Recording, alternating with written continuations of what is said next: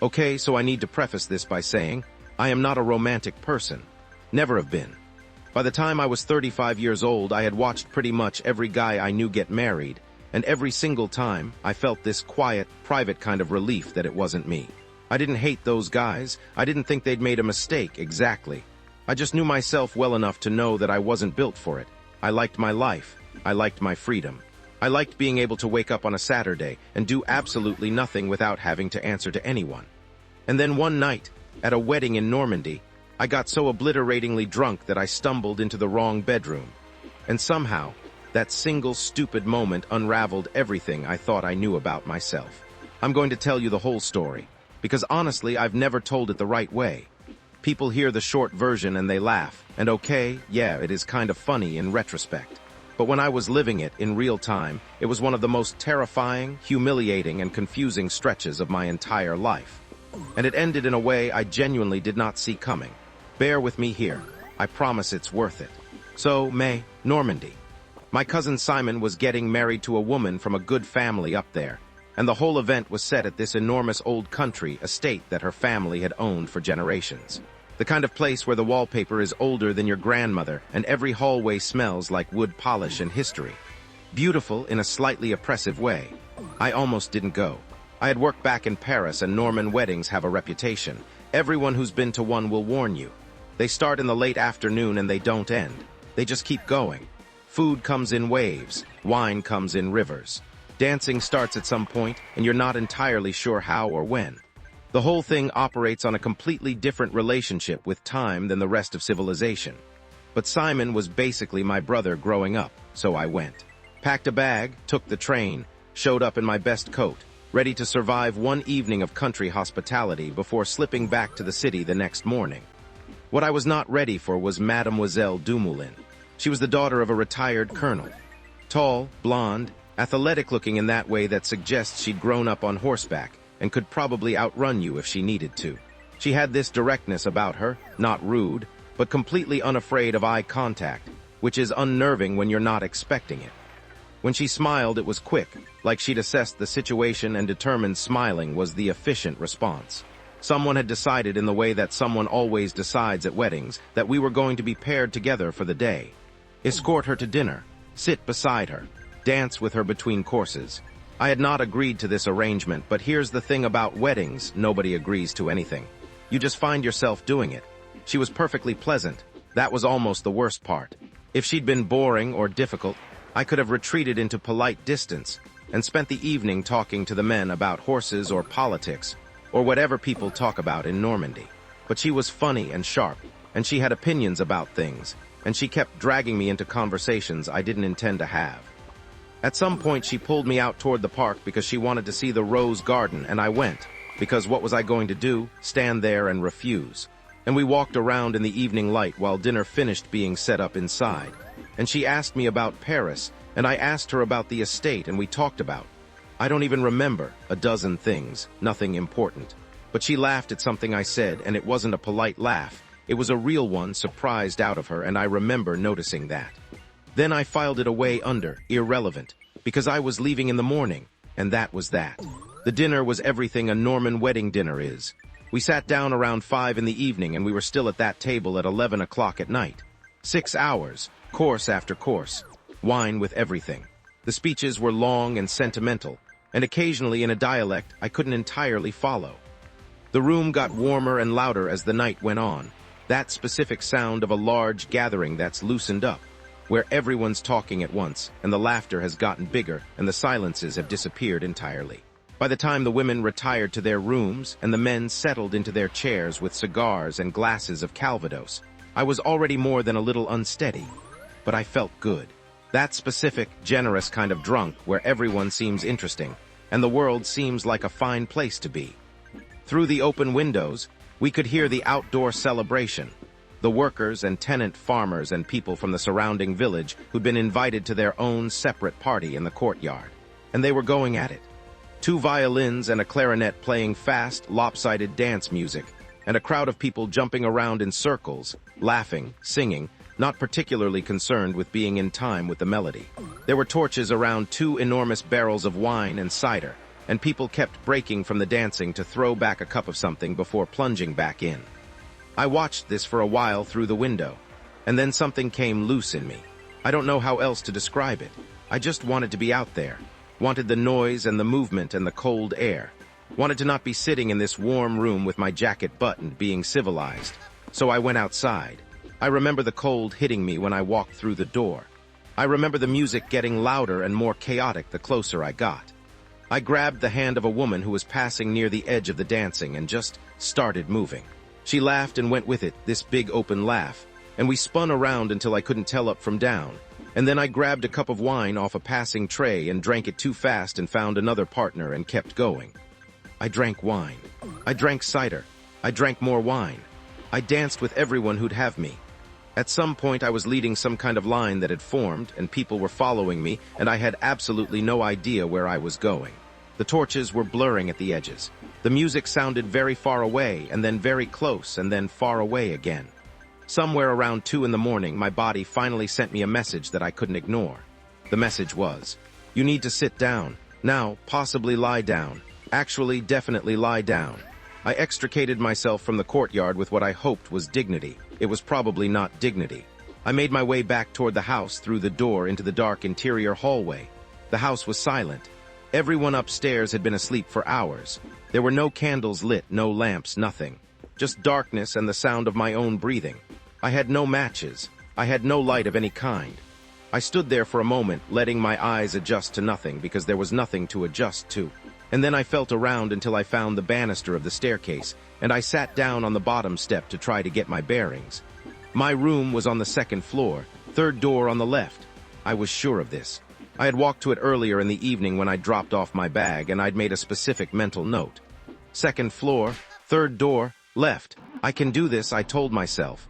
I've got the information, I just need to execute. I started up the stairs. It took a while. My hands were gripping the railing with a force that suggested I thought the house might tip over. My feet kept miscalculating the height of steps, and I went down on my knees twice, which is not an experience I'd recommend in dress trousers in the dark. But I made it. I got to the top of the 2nd floor landing, and I stood there in the dark hallway, one hand braced on the wall, and started counting. 1st door on the left. I touched it. Counted. 1. Then a wave of dizziness hit me, the kind that starts in your stomach and radiates outward. And I lost my hold on the wall and stumbled sideways, and somehow ended up on the opposite side of the hallway. I just stood there for a second, blinking. Then I found the wall again and kept going. 2nd door, I touched it. Counted 2, kept walking. 3rd door, I found the knob. I said out loud to myself in the dark like a man who had everything under control. 3, that's my room. I turned the handle. The door opened. Of course it did. Unlocked. My room was unlocked. I'd left it unlocked. The door opened and I thought, naturally, of course, everything is fine. I stepped inside and closed the door behind me. It was dark in the room, obviously, but I was beyond the point of needing to navigate responsibly. I felt my way forward, and my hands found something soft, an armchair. A perfectly good armchair. I lowered myself into it with the careful, concentrated movements of someone who has made a sacred promise to themselves not to make noise. And then I sat there for a moment thinking very slowly about whether I should bother trying to get undressed. I took off my shoes. I unbuttoned my waistcoat because it was strangling me. I loosened my trousers, and then I was horizontal or close enough to it, and then I was asleep. I don't know how to describe what waking up was like because it happened in stages. First, there was just sound. A voice, male, deep and very loud, saying something about a lazy girl still in bed at 10 o'clock. Then another voice, a woman, softer, a little groggy, saying something like, "Already? I was so tired from yesterday." And somewhere in the back of my sleep-soaked brain, a question formed. Where am I? I opened my eyes. The room was filled with gray morning light coming through curtains I had never seen before in my life. The ceiling was different. The walls were different. The furniture I could see from the armchair was entirely different from the furniture in my room. The armchair I was sitting in was positioned next to a bed. And in the bed, there was a woman. She was still half asleep, turned away from me, and she hadn't seen me yet because she was facing the wall. But the voice, that loud male voice, was getting closer, footsteps approaching the door, and I had approximately 0 seconds to figure out what was happening and what I was going to do about it. I did nothing, because there was nothing to do.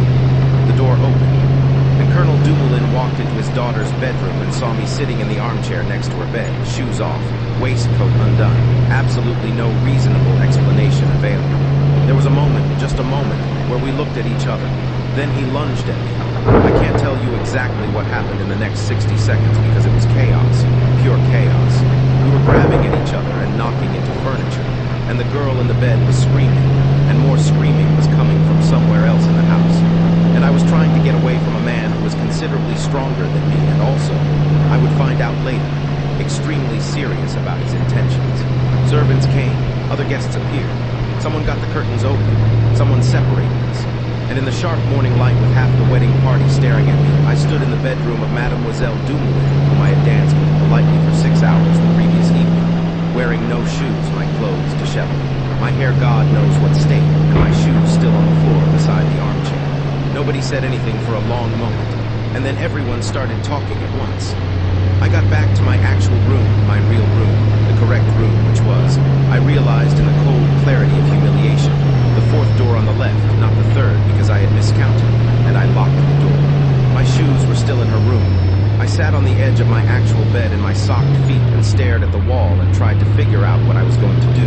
What I wanted to do was leave, immediately. Pack my bag, climb out the window if necessary, walk to the nearest road and flag down a cart or a horse or a passing cloud, anything. Just go, get back to Paris. Go back to my life where I was a reasonable adult man who did not do things like this. But I had no shoes. 30 minutes later, there was a knock at the door. My uncle. Simon's father, a man I had always liked and who had always seemed to like me back, though the expression on his face when I opened the door suggested the jury was currently deliberating on that question. He came in. He sat down. He looked at me for a long moment. "You've put yourself in a real situation," he said, not angry yet, just stating a fact. "It was an accident," I said. "I was drunk. I counted the wrong door. I thought it was my room." He looked at me. "You slept in that chair all night." "I was drunk," I said again. "I passed out immediately. Nothing happened. I swear to you on my honor." He was quiet for a moment. Then he said, "I believe you may be telling the truth." I felt a wave of relief so intense it was almost physical. Then he added, "But it doesn't matter." The relief evaporated. "It doesn't matter," he said again, "because you were found in her room at 10 in the morning. Her father is currently loading a pistol. I'm not being metaphorical. I watched him do it. And the mother has gathered the other women to discuss the situation. And what they are discussing is the same thing everyone in this house is discussing, which is not whether something happened, but what is to be done about it." I stood up. I'll leave right now. I don't care about the shoes. I'll walk to the station in my socks. Sit down." I sat down. "The colonel," my uncle said carefully, "has made it known that if he sees you, he will shoot you. Not challenge you to a duel, shoot you. He was quite specific. These are not idle words from a man like him. So you are not leaving this room until we've sorted something out." He paused. "There is one solution." I knew what he was going to say. My stomach already knew a full 3 seconds before he said it. "You need to ask for her hand." "No," I said. "George's, absolutely not. Uncle, listen to me. I did not do anything. I was drunk and I went to the wrong room. I fell asleep in a chair. The girl didn't even know I was there until her father woke her up. This is a ridiculous situation that should be solved by everyone agreeing it was an accident, not by. No one will agree to that," he said simply. "I believe you. I suspect the girl might believe you too, though she's not saying much. But the rest of this house, the families, the guests, they will not agree. Because a young woman's reputation doesn't survive on what actually happened. It survives on what people say happened. And what people are going to say is that you were in her room. That's it. That's all they'll say. And once that's the story, she's ruined." I was quiet. "Think about it from her position," he said. "She didn't do anything either. She was sleeping in her own bed. And now she is at the center of a scandal that could follow her for the rest of her life. She's been crying since 7 this morning. Her father is furious with her, as though she invited this." I sat with that for a moment. "If you ask for her hand," he continued, "this becomes a love story. Romantic, a little scandalous perhaps, but ultimately a proper engagement followed by a proper marriage. The family saves face. The girl gets a future. And you," he looked at me with something that might have been sympathy, "you stop being a man who ruins young women at weddings." There was a long silence. "If I say no," I said, "what happens?" "You leave this room eventually," he said, "and the colonel shoots you, or he doesn't. The story follows you either way, and she has nothing." I agreed to write the proposal. My uncle took it to the colonel. was still sitting in my room in my socked feet, staring at the garden below my window and wondering how my life had arrived at this particular location. My uncle came back and told me the proposal had been accepted. Conditionally, he said. What does that mean? It means, he said, that you need to leave now, take the train back to Paris. Don't speak to anyone on your way out. We'll manage things from here. So I left. I walked through the house with my bag and my shoes, which had been returned to my door at some point. And I didn't look at anyone. And I got in the carriage and I went to the station and I got on the train. I sat in the train compartment and I watched Normandy go past the window, the green fields and the gray sky and the hedgerows and the old farmhouses. And I thought, with a clarity that was almost peaceful, I've just agreed to get married. I who had spent 17 years carefully not getting married. I who had watched other men fall into this and felt nothing but relieved gratitude that it hadn't happened to me. I had managed to get drunk at a wedding, walk into the wrong room, fall asleep in a chair, and wake up engaged. The train didn't care. The fields didn't care. The gray Norman sky didn't care. I arrived in Paris and I went home to my apartment, and I sat in my actual armchair. The correct armchair in my actual room, where I was allowed to be, and I tried to figure out how to feel about this. What I felt mostly was an utter blankness, a kind of stunned emptiness, like something had been rearranged while I wasn't paying attention, and I wasn't sure yet what the new shape was. 3 weeks is not a long time when you're trying to find a way out of an engagement. I looked. I genuinely looked. I thought about moving to another country. I thought about writing a very long letter of explanation. I thought about several things that I am not going to list here because they were not my finest moments intellectually. But the machinery of it just kept moving. The bans were published. The announcement went out. The contract was drawn up. A long, formal document that I signed in a lawyer's office in Paris, while a notary looked at me with the blank professional expression of a man who has seen everything and judges none. And then it was a Monday morning, and I was standing in a church, and beside me was Mademoiselle Dumoulin in white. She was crying quietly, the tears just running down her face without any sound, and the priest was asking me whether I consented, and I heard myself say yes. I hadn't seen her since the morning her father found me in her room, not once in 3 weeks. She was a near stranger beside me in that church. The girl I had danced with for 6 hours, who had laughed at something I'd said in the rose garden, who had been dragged into this mess just as thoroughly as I had, standing there crying in front of God and everyone, marrying a man who had stumbled drunkenly into her life. I glanced at her during the ceremony. She didn't look at me once. The reception was interminable.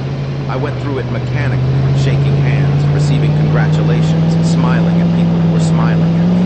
My uncle caught my eye at one point across the room and gave me a look that was impossible to read. Her father shook my hand with a grip that left my fingers aching and said nothing. By the time the night wound down, I had convinced myself of one thing.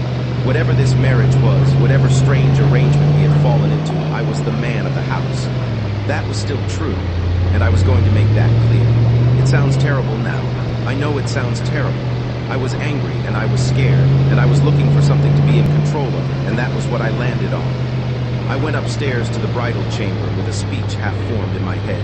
Something about expectations, something about how we were going to handle this, something that was probably going to be unkind even if I tried to make it reasonable. I opened the door. She was sitting in the armchair.